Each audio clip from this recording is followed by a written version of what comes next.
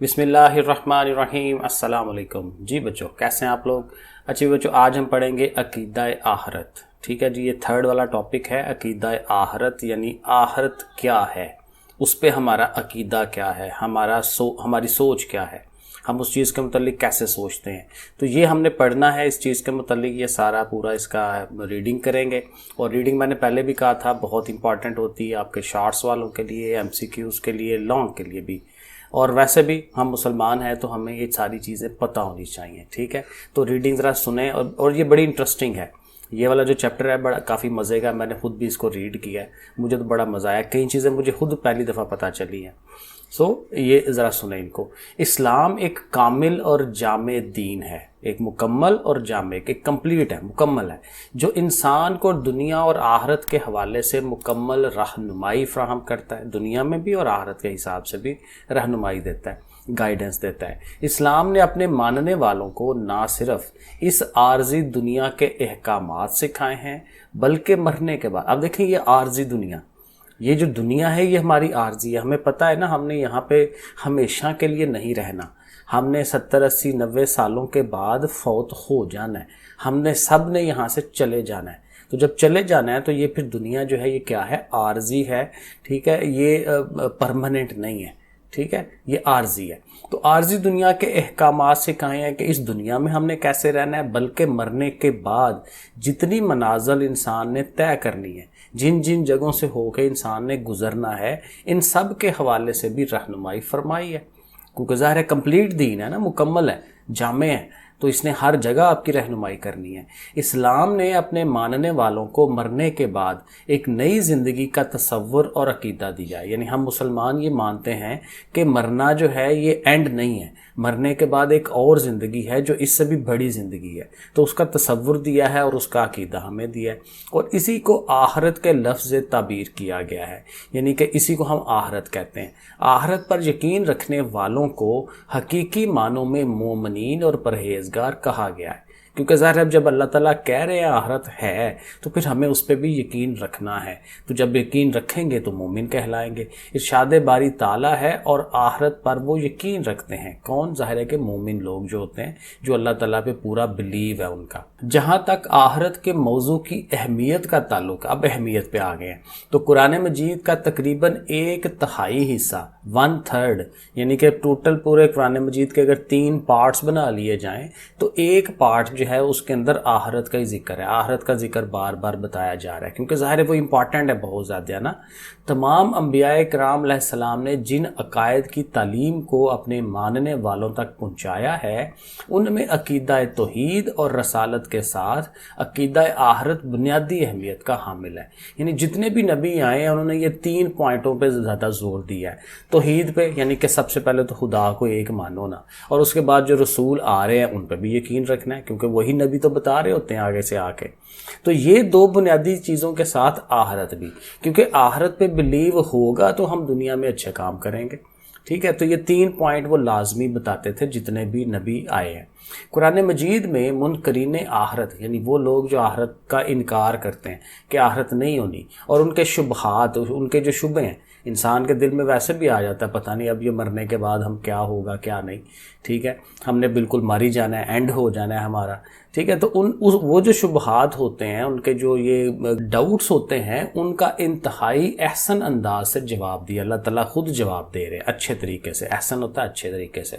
عقیدہ آخرت کا انکار کرنے والوں کا موقف، وہ ان لوگوں کا موقف بتایا جا رہا ہے کہ کیا ہے، وہ کیا کہتے ہیں کہ کیا زمین میں نیست و نابود ہونے کے بعد ہم دوبارہ زندہ کیے جائیں گے؟ وہ کہتے ہیں کہ جب ہم نے مر جانا ہے، ہڈیاں جو ہمارا چیزیں ہیں گل سڑ جانی ہیں، ٹھیک ہے، تو ہر چیز ختم ہو جانی ہے ہماری، تو ہم کیسے دوبارہ زندہ ہو جائیں گے؟ ہمارے لیے تو صرف یہی دنیا کی زندگی ہے، وہ لوگ یہ کہتے ہیں کہ یہی لائف ہے ہماری، ہم نے دوبارہ زندہ نہیں ہونا، اور ہڈیوں کے بوسیدہ ہونے کے بعد، یعنی ہڈیاں بہت پرانی ہو جائیں ہماری، تو دوبارہ کون زندہ کر سکتا ہے؟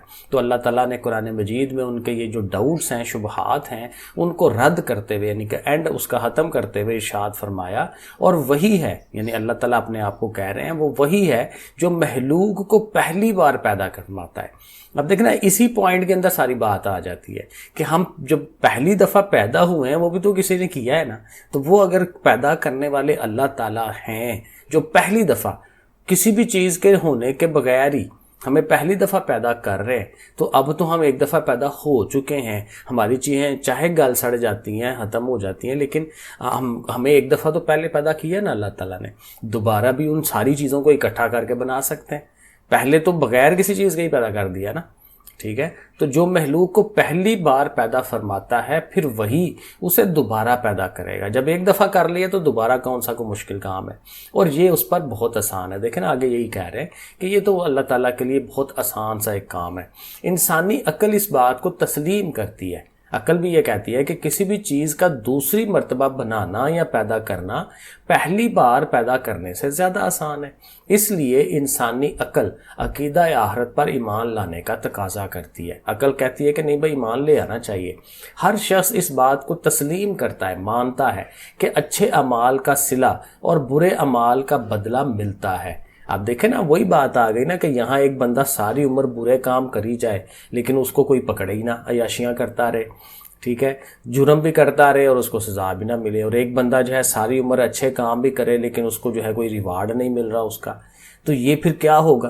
तो ये तो फिर गलत हो गया काम। तो ये जो है ये फिर काम आखिरत के इसी काम के लिए रखी गई है। तो कहते हैं गौर व फिक्र करने की बात है कि क्या मुजरमों को उनके जराइम की सज़ा नहीं मिलेगी? क्या परहेजगारों को उनके नेक अमाल का बदला नहीं मिलेगा? क्या अशरफुल महलूकात इंसान को अल्लाह ताला ने बेकार पैदा किया है? और क्या इसके अमाल की कोई हैसियत नहीं है? जो हम काम कर रहे हैं कोई अहमियत नहीं है? जब अक्ल इंसानी इस पर गौर व फिक्र करती है, हमारी अक्ल जो है, हमारा माइंड इस पर गौर करता है, तो ये तस्लीम करने पर मजबूर हो जाती है कि आखिरत की ज़िंदगी बरहक है, यानी सच्ची है बिल्कुल, जिसमें सब लोगों को उसके अमाल की जज़ा और सज़ा मिलेगी। ठीक हो गया। मौत के बाद की ज़िंदगी में इंसान जिन मराहल से गुजरता है, अब यहाँ तक तो वो हो गया ना कि भाई आखिरत के मुतालिक पॉइंट्स बता दिए कैसे, अब होगा क्या, कौन कौन से मराहल से हम गुजरेंगे, ठीक है। अब ये इंटरेस्टिंग चीज़ें अब आगे आ गई हैं कि मौत के बाद की ज़िंदगी में इंसान जिन मराहल से गुजरता है उनमें से चंद एक दर्जाल है, क्योंकि अब हर चीज़ का हमें तफसील तो नहीं पता, जो बंदा उसमें से फिर गुजरेगा तभी पता चलेगा ना। आलम बरज़ख ये क्या चीज़ है? मौत के बाद और दोबारा उठाए जाने से पहले के दरमियानी दौर को आलम बरज़ख कहते हैं। यानी मर गए हम, ठीक है, और मरने के बाद अभी अल्लाह ताला ने दोबारा वहाँ नहीं उठाया क़यामत वाले दिन, तो उससे पहले पहले का जो टाइम है, यानी ये फिर कब्र का टाइम हो गया, उसको हम आलम बरज़ख कह रहे हैं। तो बरज़ख के मानी दो चीज़ों के दरमियान हायल होने वाली चीज़ है। दो चीज़ें हो गई ना, एक दुनिया हो गई और एक जो है वो आखिरत हो गई, तो उनके दरमियान जो चीज़ हायल है यानी कि वो कब्र का जो टाइम है, इरशाद बारी ताला है, और उनके आगे एक पर्दा है इस दिन तक के लिए जब लोग उठाए जाएंगे। क्योंकि अभी हमारे आगे देखे पर्दा पड़ा हुआ है, अभी हमें कोई पता नहीं है कि आखिरत कहाँ पे है, क्योंकि हमने देखा नहीं है, पर्दा पड़ा हुआ है। आलम बरज़ख के अहवाल इंसानी अमाल के एतबार से मुख्तलिफ होते हैं। ज़ाहिर है जो हमने दुनिया में काम किए हुए हैं उस लिहाज से ही हमारी कब्र का जो है वो काम होगा। नबी करीम सल्लल्लाहु अलैहि वसल्लम ने इरशाद फरमाया, बेशक कब्र जन्नत के बागों में से एक बाग है या जहन्नम के गढ़ों में से एक गढ़ा है।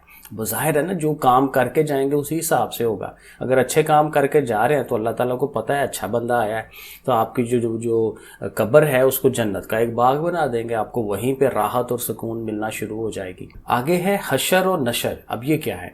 नशर का मानी मौत के बाद जिंदा करना, जबकि हशर का मानी हिसाब के मैदान और फिर जन्नत और दोज़ख की तरफ ले जाना है। अब ये लफ्ज़ मेरे लिए भी नया था, नशर।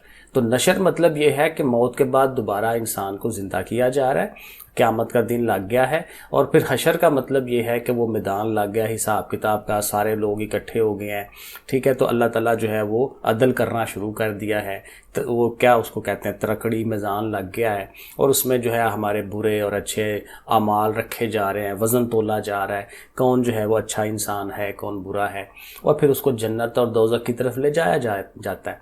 तो सबसे पहले नबी करीम सल्लल्लाहु अलैहि वसल्लम अपनी कब्र अनवर से बाहर तशरीफ़ लाएंगे। आप खातम उन-नबिय्यीन सल्लल्लाहु अलैहि वसल्लम के दाएं तरफ हज़रत अबू बकर सिद्दीक यानी कि सीधे हर तरफ जो है हज़रत अबू बकर सिद्दीक रज़ियल्लाहु तआला अन्हु और बाएं तरफ हज़रत उमर फ़ारूक रज़ियल्लाहु तआला अन्हु होंगे। फिर मक्का मुकर्रमा और मदीना मुनव्वरा के कब्रिस्तानों के मुसलमान हशर में जमा किए जाएंगे। स्टेप बाय स्टेप होगा ना, तो मक्का मुकर्रमा और मदीना मुनव्वरा के वहाँ के जो लोग हैं उनको इकट्ठा किया जाएगा, उनके जो कब्रिस्तान के जो लोग हैं। हशर में लोगों के मरातब जुदा जुदा हैं, यानी हर एक का रुतबा है ज़ाहिर है। और ये रुतबे कहाँ से बनने हैं? ये नहीं बनने दुनिया में जो बड़ा अमीर था उसको बड़ी हाई लेवल पे बिठाओ, मर्तबे उसी से बनने हैं कितने परहेजगार थे, कितने अच्छे लोग थे, कितने अच्छा काम करने वाले थे। जो ज़्यादा अच्छा होगा ज़्यादा टॉप के लेवल पे बैठा होगा, ठीक है ना, तो उस हिसाब से होगा। अंबिया कराम अलैहिस्सलाम का मुकाम आला तरीन, ज़ाहिर है नबी तो हाईएस्ट लेवल पे होते हैं। नबी करीम सल्लल्लाहु अलैहि वसल्लम इस दिन आला तरीन मुकाम पर होंगे। इस दिन काफिर सख्त आजमाइश में होंगे और मुंह के बल चल रहे होंगे। मुकाम महमूद और शफात, शफात का मानी सिफारिश करना है। शफात की दो किस्में हैं। पहली शफात कुबरा है, कुबरा मतलब बड़ी वाली, जो नबी करीम सल्लल्लाहु अलैहि वसल्लम की खसूसियत है, यानी नबी करीम सल्लल्लाहु अलैहि वसल्लम जो है वो ये वाली शफात करेंगे, शफात कुबरा। ये क्या है? इस शफात का फ़ायदा पूरी इंसानियत को होगा, क्योंकि हिसाब के इंतज़ार की सख्ती ख़त्म हो जाएगी। अब ये जो है ये पॉइंट बहुत बड़ा अहम है कि लोगों को खड़ा कर दिया है और अभी सारे इंतज़ार कर रहे हैं कि कब हिसाब किताब जो है वो शुरू हो, लेकिन उससे पहले डर रहा होता है हर बंदा, ठीक है। तो वो जो डर है वो ख़त्म ही नहीं हो रहा, क्योंकि हिसाब किताब स्टार्ट ही नहीं हो रहा, ठीक है ना। जैसे पेपर स्टार्ट होने वाला है और हर बंदे के माइंड में आ रहा है वो पेपर स्टार्ट होना है, दिल की धड़कन तेज़ हो रही होती है, लेकिन वो अगला कहता है नहीं ये घंटे बाद होगा, फिर कहता है नहीं ये अगले और घंटे बाद होगा। तो वो इंतज़ार में बंदा, इंतज़ार की कोफ्ती बड़ी होती है। तो ये हिसाब किताब की जो कोफ्त है उससे जान छूट जाएगी तमाम इंसानियत की, क्योंकि सब का हिसाब किताब जो है वो स्टार्ट हो जाएगा। तो हिसाब के इंतज़ार की सख्ती ख़त्म हो जाएगी और हिसाब शुरू हो जाएगा। इसी शफात को मकाम महमूद भी कहते हैं। सो मुकाम महमूद कोई जगह का नाम नहीं है। मुकाम महमूद यही है कि नबी करीम सल्लल्लाहु अलैहि वसल्लम ने शफात करनी है कि अब ये काम आप स्टार्ट कर दें। तो नबी करीम सल्लल्लाहु अलैहि वसल्लम से पूछा गया कि मुकाम महमूद क्या है, तो आप सल्लल्लाहु अलैहि वसल्लम ने फरमाया मुकाम महमूद शफात ही है जो नबी करीम सल्लल्लाहु अलैहि वसल्लम ने करनी है। दूसरी शफायत सुगरा है, छोटी वाली। क़यामत के दिन नबी करीम सल्लल्लाहु अलैहि वसल्लम और दीगर अंबिया कराम अलैहिस्सलाम और मलाइका और उलमा और शुहदा, ये सब लोगों के मुतालिक बताया जा रहा है जो शफात कर सकते हैं। उलमा भी किसी हद तक कर सकते होंगे, शहीद लोग भी कर सकते होंगे, सालिहीन जो अच्छा काम करने वाले हैं, कुरान मजीद और रोज़े भी, कुरान को पढ़ने वाले जो बहुत ज़्यादा पढ़ने वाले हैं कुरान उनके लिए शफात करेगा। रोज़े भी करेंगे शफात, जिस बंदे ने अच्छे तरीके से रखे हैं उस बंदे के लिए शफात करेंगे वगैरह। अल्लाह ताला के हजूर इंसानों की शफात करेंगे, सिफारिश करेंगे। शफात में ज़ोर और ज़बरदस्ती नहीं होगी, अल्लाह ताला पर किसी का ज़ोर नहीं चलता, ठीक है ना। वो एक बंदा कह तो देगा कि भाई ऐसे, लेकिन ज़ाहिर मर्जी तो अल्लाह ताला की है ना, अल्लाह ताला ने अपने हिसाब से देखना है। अल्लाह ताला जिसको चाहेगा शफात का अज़न अता फरमाएगा, ठीक है। जिसको चाहे अल्लाह ताला कह सकते हैं कि भाई आप शफात कर सकते हैं दूसरे लोगों की। अकीदा आहरत पर ईमान का तकाजा ये है कि हम ज़िंदगी में आहरत की फ़िक्र करें, ज़्यादा से ज़्यादा नेक अमाल करें और गुनाहों से बचें, हकूकुल्लाह और हकूकुल इबाद का ख्याल रखें और दूसरों के साथ अच्छे अखलाक से पेश आएँ ताकि हम जन्नत के मुस्तहिक बन जाएं। ये बड़ा अच्छा है कि मेरे हमने सवाल का आंसर भी है, तो इसको हम ब्रैकेटों में कर लेते हैं, किसी ये शार्ट सवाल का ये आंसर है। और यही वो बात बताई जा रही है कि आहरत पर जब हमारा यकीन है हो गया तो फिर हमें यही तकाजा है उस चीज़ का कि हमें अच्छे काम करने चाहिए, क्योंकि हमें पता है हमने अल्लाह के हजूर पेश होना है। नेक्स्ट है हौज़े कौसर। कौसर क्या है जी? कौसर जन्नत के इस हौज़ का नाम है, उस तालाब का नाम है जो नबी करीम सल्लल्लाहु अलैहि वसल्लम को रोज़े क़यामत अता किया जाएगा और नबी करीम सल्लल्लाहु अलैहि वसल्लम की उम्मत उससे सैराब होगी, उसको पानी पिलाया जाएगा वो वाला। क़यामत के दिन जो इस हौज़ से पानी पी लेंगे वो खुशबख्त होंगे। ज़ाहिर है वहीं से आइडिया हो जाएगा कि ये बंदे जो इस यहाँ से पानी पी रहे हैं ये खुश नसीब हैं, ये अच्छे काम करने वाले थे, अच्छे लोग थे, इसीलिए तो नबी करीम सल्लल्लाहु अलैहि वसल्लम को पानी वो वाला पिला रहे हैं। तो उनको आगे से भी होगा कि हमारा हिसाब किताब अच्छा हो जाएगा। नबी करीम सल्लल्लाहु अलैहि वसल्लम अपने सहाबा इकराम रज़ियल्लाहु तआला अन्हुम और मोमिनीन को हौज़े कौसर से सैराब होने की नवीद सुनाया करते थे। یعنی جو اچھے لوگ تھے اپنے صحابہ کرام ہیں، مومنین ہیں، ان کو یہ خوشخبری سناتے ہوتے تھے کہ آپ کو یہاں سے پانی جو ہے وہ پلایا جائے گا۔ حوض کوثر کی صفات بیان کرتے ہوئے رسول اللہ صلی اللہ علیہ وسلم نے ارشاد فرمایا، اب حوض کوثر کی جو ہے وہ خصوصیات بتائی جا رہی ہیں کہ وہ کیسا ہوگا۔ کوثر جنت میں ایک نہر ہے، اس کے کنارے سونے، اب یہ جنت کی نہر ہے جہاں سے پانی پلایا جائے گا، اس کے کنارے سونے کے ہیں، یہ موتیوں اور یاقوت کی نالیوں میں بہتی ہے۔ اب دیکھیں وہ جو نالی جہاں سے پانی اس کا گزرنا ہے وہ موتیوں سے بنی ہوئی ہے، یاقوت سے بنی ہوئی ہے۔ اس کا پانی شہد سے زیادہ میٹھا، دودھ سے زیادہ سفید اور برف سے زیادہ ٹھنڈا اور کستوری کی خوشبو سے زیادہ مہک والا ہے۔ یعنی جو اچھی چیز ہو سکتی ہے اس میں موجود ہے۔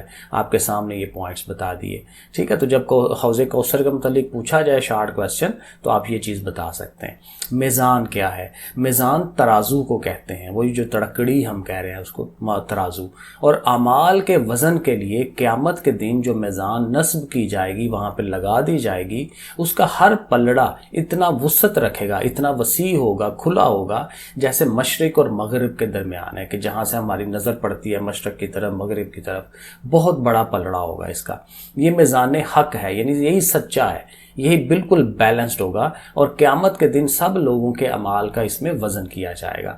جن کے نیک اعمال وزنی ہوں گے وہ کامیاب ہوں گے، ظاہر ہے بڑی سمپل سی بات ہے، اور جن کے اعمال کا وزن ہلکا ہوگا وہ خسارے میں رہیں گے۔ اسی لیے تو وہی بات ہے نا، نیکیاں، چھوٹی چھوٹی نیکیاں بھی کرتے رہنا چاہیے۔ ارشاد باری تعالیٰ ہے، اللہ تعالیٰ کہہ رہے ہیں، اور قیامت کے دن ہم انصاف کے ترازو رکھیں گے تو کسی پر کچھ ظلم نہ کیا جائے گا، جو ایکچول ہے وہی۔ اب یہاں پہ کوئی چیز نہیں چل رہی، جو ایکچول ہے آپ کا دکھایا جا رہا ہے۔ نبی کریم صلی اللہ علیہ وسلم نے ارشاد فرمایا، اچھے اخلاق سے باری، زیادہ باری میزان میں کوئی چیز نہیں۔ یہ دیکھیں کتنی کمال کی بات ہے۔ ہمیں لگتا ہے کہ بھائی پتہ نہیں کتنی مشکل کوئی چیز ہے، کوئی عبادت ہے، وہ ہم کریں گے تو تبھی جو ہے نا ہمارے جو ہے وہ ثواب بہت زیادہ ہمیں ملے گا۔ لیکن دیکھیں کیا بتا رہے ہیں، اچھے اخلاق جو ہیں ان سے زیادہ وزنی چیز ہی کوئی نہیں ہے۔ تو آپ دیکھیں بہترین، اب اچھا اخلاق کیا ہے کہ کسی کے ساتھ آپ نے بات کرنی ہے تو آپ نے مسکرا کے بات کرنی ہے، اچھے طریقے سے بات کرنی ہے، کسی کا چھوٹا سا کام کر دینا ہے، کسی کو 10-20 روپے کی ضرورت پڑ گئی ہے وہ دے دی ہیں، تو یہ بہت ہی چھوٹی نیکی ہمیں لگ رہی ہوتی ہے، لیکن یہی سارے اخلاق ہیں۔ اخلاق کو اچھا کریں، غصہ نہ کریں، ٹھیک ہے، کسی کو جھڑکیں نہ، تکلیف نہ پہنچائیں کسی کو، یہ سارے اچھے اخلاق ہوتے ہیں۔ جنت اور جہنم، حساب کے بعد جنت اور جہنم کے مستحقین اپنے اپنے ٹھکانوں پر چلے جائیں گے۔ اب حساب کتاب ہو گیا، جس نے جنت میں جانا ہے وہ جنت میں، جس میں جہنم میں، فرشتے لے کے ان کو جا رہے ہوتے ہیں۔ جنت اللہ تعالیٰ کی شان رحیمی اور جہنم اللہ تعالیٰ کے قہر و جبار ہونے کا مظہر بتا رہی ہوتی ہے، ٹھیک ہے نا۔ اللہ تعالیٰ قہار ہے اور جبار بھی ہے، غصہ بھی اللہ تعالیٰ کو آتا ہے، تو غصہ پھر جہنم میں دکھایا جائے گا، اور جنت جو ہے اللہ تعالیٰ کا رحم جو ہے وہ دکھائے گی۔ جنت بے انتہا خوبصورت مقام ہے جہاں انسان کو وہ سب کچھ ملے گا جس کی وہ خواہش کرے گا۔ اسی لائن کے اندر انسان کی ہر چیز آ جاتی ہے کہ جو کچھ ہمارے مائنڈ میں آ سکتا ہے وہ سب ہمیں ملے گا وہاں پہ، اور وہ چیزیں بھی ملیں گی جس کو ہم نے دیکھا بھی نہیں ہے، ٹھیک ہے، وہ بہت ساری چیزیں ہیں۔ اب یہ بڑا لمبا کنسیپٹ ہو جاتا ہے۔ ارشاد باری تعالیٰ ہے، اس میں تمہارے لیے ہر وہ چیز ہے جو تم مانگو گے، ٹھیک ہو گیا۔ یہ جنت دنیا میں اللہ تعالیٰ کی اطاعت کرنے والوں کے لیے تیار کی گئی ہے۔ جنت کی خوبصورتی کے بارے میں حدیث قدسی ہے۔ حدیث قدسی یہی ہے کہ بتا نبی کریم صلی اللہ علیہ وسلم رہے ہوتے ہیں، لیکن وہ جو چیز بتائی گئی ہے وہ اللہ تعالیٰ نے بتائی ہوتی ہے، ٹھیک ہے۔ تو اللہ تعالیٰ کی بات کو نبی کریم صلی اللہ علیہ وسلم ہم تک پہنچا رہے ہوتے ہیں۔ تو آپ خاتم النبی نے فرمایا کہ اللہ تعالیٰ کا فرمان ہے، میں نے اپنے نیک بندوں کے لیے وہ کچھ تیار کر رکھا ہے جسے نہ کسی آنکھ نے دیکھا ہے، نہ کسی کان نے سنا ہے، نہ کسی انسان کے دل میں اس کا خیال تک گزرا ہے۔ اب یہ دیکھ رہے ہیں، یہ وہی باتیں کہ جو ہم نے ابھی تک دیکھی نہیں ہوئی، سنی نہیں ہوئی، خیال بھی نہیں آیا ہوا ہمارے مائنڈ میں، لیکن وہ چیزیں اللہ تعالیٰ نے وہاں رکھی ہوئی ہیں۔ تو دیکھیں کتنی خوبصورت اور کتنی اچھی ہوں گی۔ اللہ تعالیٰ کے نافرمانوں کا آخرت میں ٹھکانہ دوزخ ہوگا، جہاں عذاب کی مختلف کیفیات ہوں گی، ڈیفرنٹ طرح سے عذاب دیا جا رہا ہوگا۔ انسان کو اس کے اعمال کی بنیاد پر سزائیں دی جائیں گی، مجرموں کو زنجیروں میں جکڑا جائے گا، آگ میں جلا دیا جائے گا، لوہے کے کوڑے برسائے جائیں گے، پینے کو پیپ اور کھانے کو تھور دیا جائے گا۔ تھور پتہ نہیں کون سی چیز ہے، پیپ وہی ہے جب ایک زخم خراب ہو جاتا ہے اس میں جو ہے وہ پیپ پڑ جاتی ہے۔ تو جس کو وہ کھا پی نہیں سکیں گے۔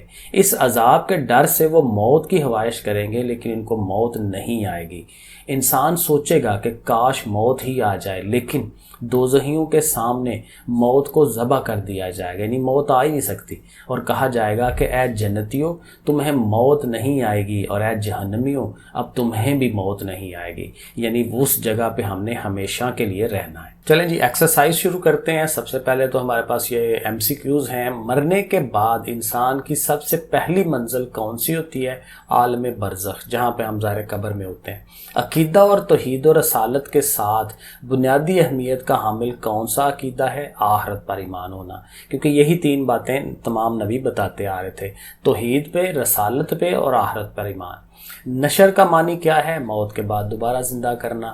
حشر کے دن کافر چل کر آئیں گے۔ کس طرح چل کر آئیں گے؟ منہ کے بل چل کر آئیں گے، وہ لوگ جنہوں نے اللہ سے انکار کیا ہوا ہے۔ جب نبی کریم صلی اللہ علیہ وسلم قبر مبارک سے باہر تشریف لائیں گے تو آپ کے دائیں طرف کون ہوگا؟ سیدھی طرف جو ہے حضرت ابوبکر صدیق تھے اور بائیں طرف حضرت عمر تھے۔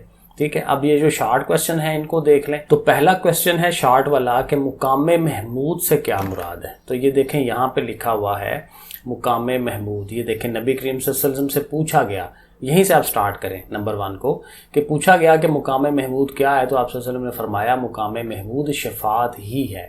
یہاں تک کر کے اگر آپ ایکسٹرا لکھنا چاہیں تو یہ لائن بھی لکھ لیں کہ یہ جو مقام محمود ہے اس سے کیا ہوگا کہ حساب کے انتظار کی سختی ختم ہو جائے گی اور حساب کتاب شروع ہو جائے گا، اسی کو ہم شفاعت مقام محمود کہتے ہیں۔